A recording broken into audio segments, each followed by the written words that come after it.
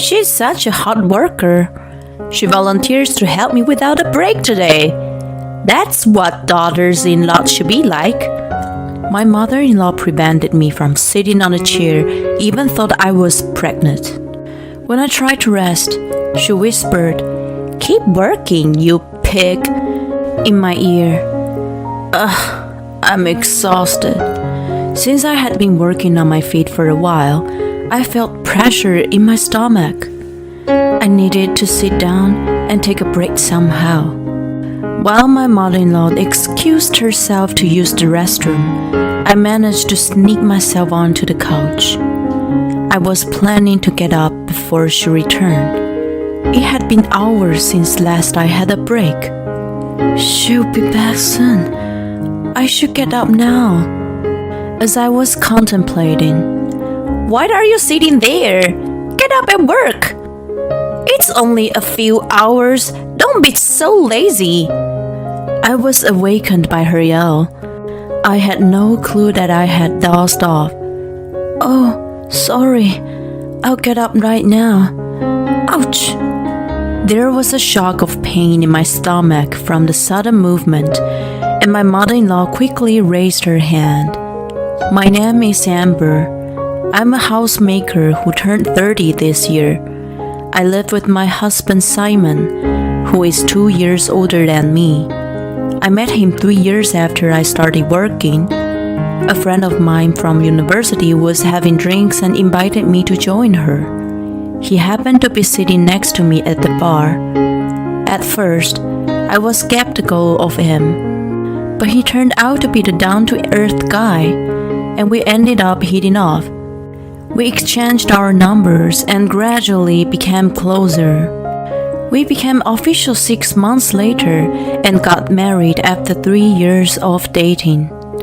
I quit my job when we got married, and now I'm solely responsible for the housework.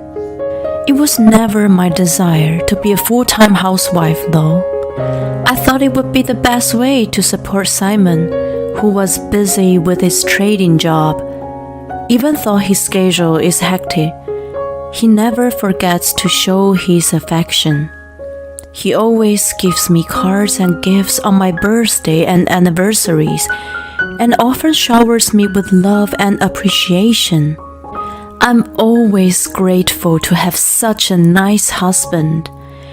It's a smooth sailing marriage, but there's one problem. It is my mother-in-law, Tina, who lives a short distance away from us. She and her husband are still together, but whenever he is out, she visits me without notice.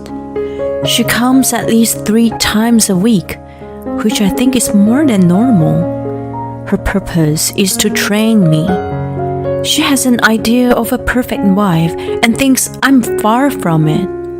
Under the guise of training, she just uses me however she wants to.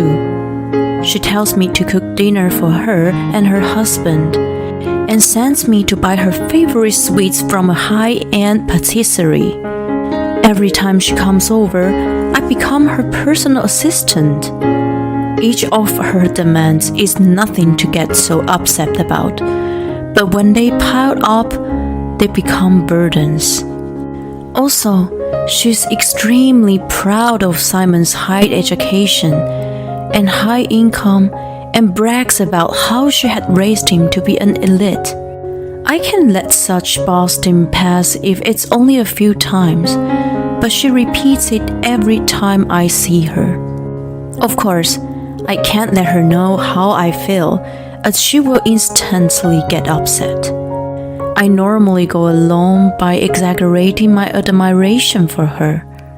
There's one more thing that is causing me tremendous stress. She's always urging me to have a baby. Simon and I would love to have kids, but the storks haven't come to us. We're considering fertility treatment as an option, but we're still hoping the natural conception and haven't visited the clinic yet. Tina seems to have an extraordinary idea of having grandchildren. She is also looking forward to taking them to various places when they are born. One of her friends recently got a grandchild and has been showing her pictures, which got her envious. The other day, she told me that she will raise my kids so I can focus on my housework. It makes me worry about what the future holds for me. Then one morning, I woke up feeling ill. I don't have a fever, but I feel nauseous and don't have much of an appetite. After Simon left for work, I rest for a while, but I am not getting better. I'm worried, so I decided to go to hospital in the afternoon. The doctor there tells me that I'm pregnant. I called Simon as soon as I get home. Hey, hon, I'm sorry to bother you at work, but there is something I really want to tell you. He alarmingly asks if everything's okay. We are pregnant. You're finally going to be a dad. He pauses for a moment and then screams in joy. We share our excitement for a bit and talk about the future. We agreed not to tell anyone until we're in a stable period for now. Of course, we would keep it a secret from Tina. The problem is her unannounced visits and ridiculous demands. It would be fine if she just asked me to cook dinner or go shopping at the local supermarket. But if she asked me to weed her garden or clean the attic, it would be the problem for me. Since then, I've been in a whirl of attrition with her. I can't do much about her showing up at my house unannounced, so I came up with a plan to fake illness and stay in bed. The moment she arrives, I would rush to my room and jump in the bed. She's not that selfish to drag me out of bed. When she asks me to come to her house, I use the same excuse of being ill and decline. But I've been in such a battle. I finally entered a stable period. It's about time for my belly to start showing. Simon and I had been discussing when to announce it. Then I received a call from Tina. Oh, hi. If you're there, pick up the phone faster. You're really slow. Sorry, what's going on with you today? She has been on edge lately since she hasn't been able to use me as she wants.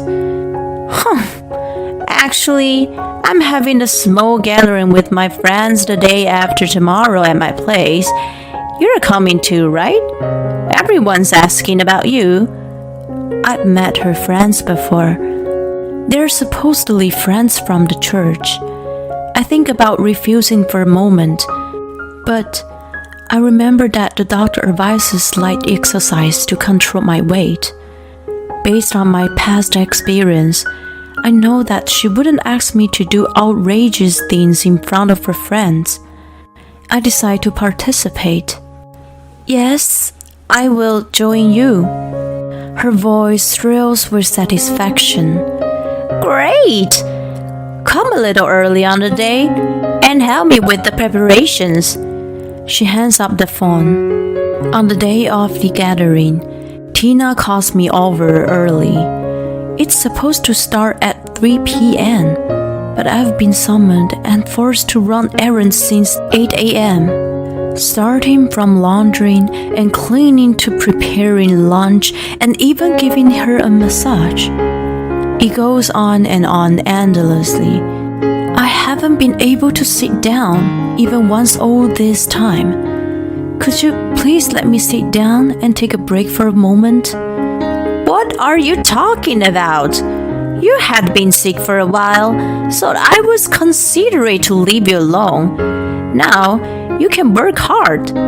But I don't want to hear excuses. I'm going to the store to buy sweets for later, so you can wash the dishes. I try to tell her I'm pregnant, but she would not listen to me and goes out to a nearby pastry store. I have no choice but to get on with the cleaning. She finally comes back at 3 p.m. with her friends. I'm back, Amber. I ran into them nearby, so we came together. Here, I brought cakes. Can you put them on plates and bring them out to the table? She shoves the box of cakes to me and quickly takes her own seat.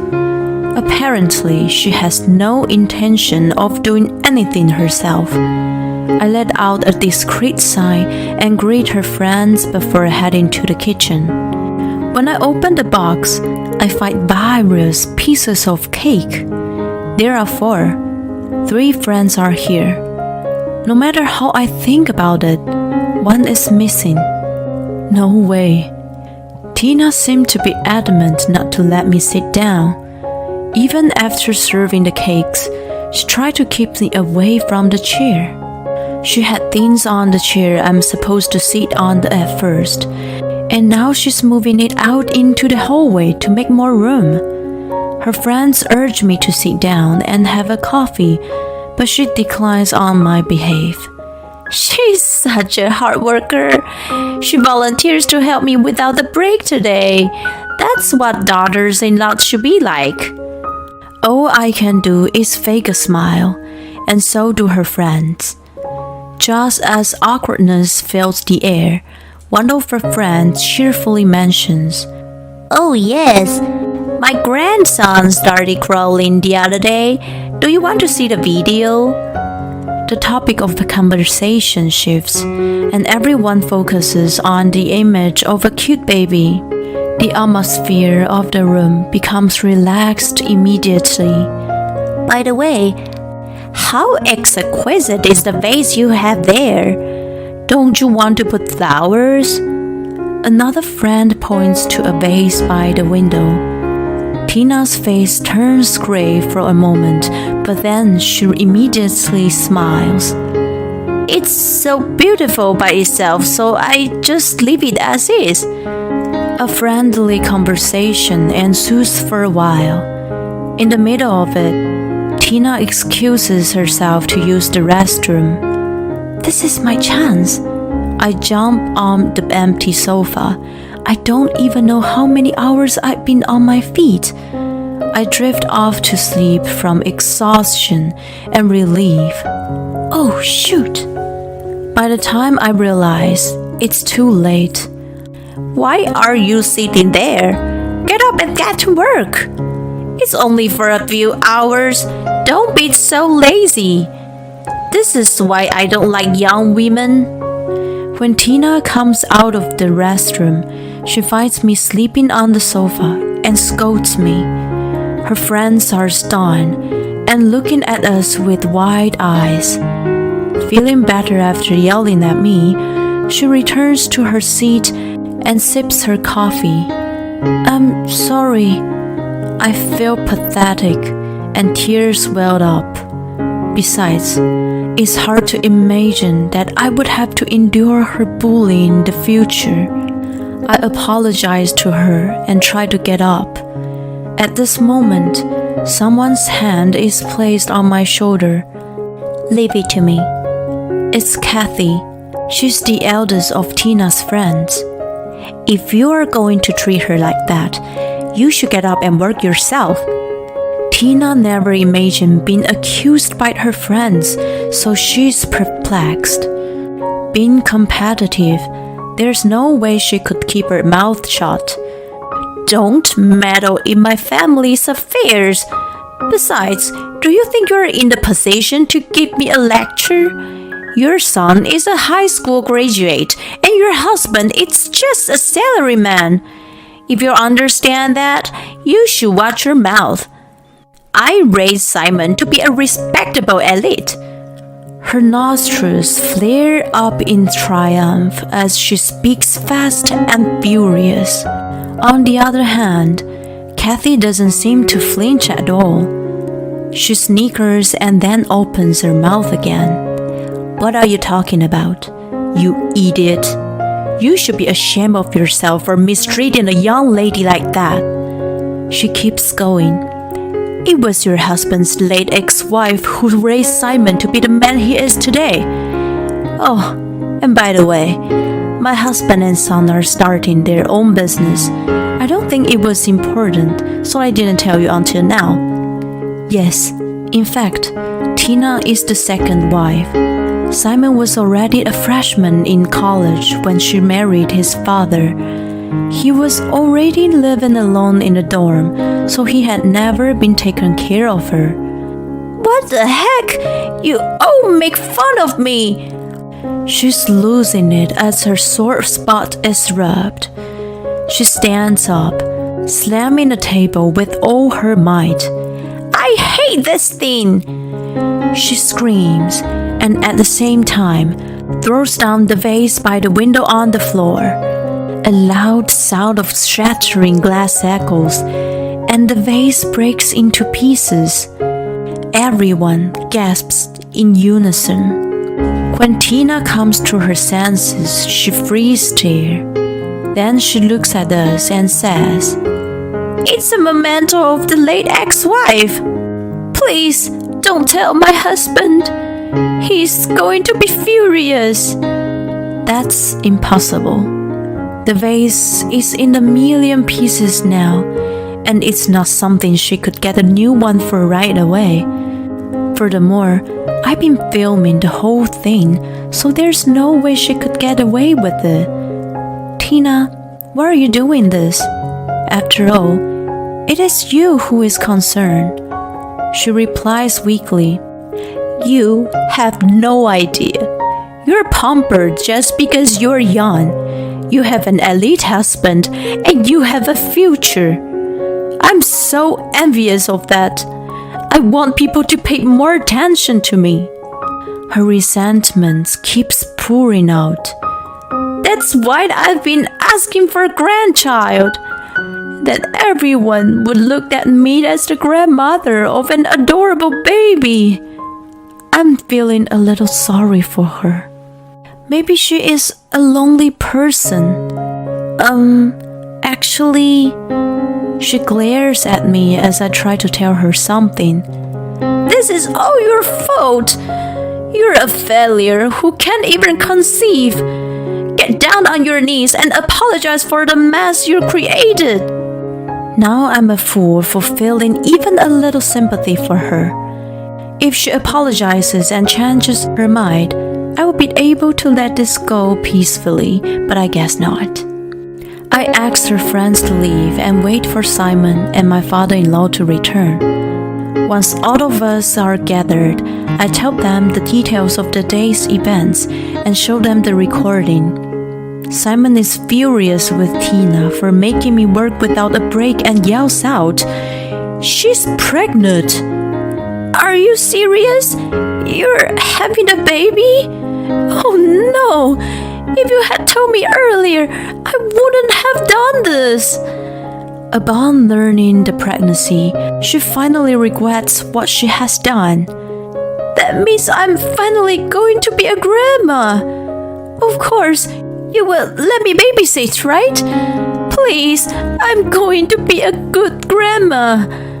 Her attitude turns upside down now, and she is wiggling and pleading with Simon, who shakes his head in disapproval.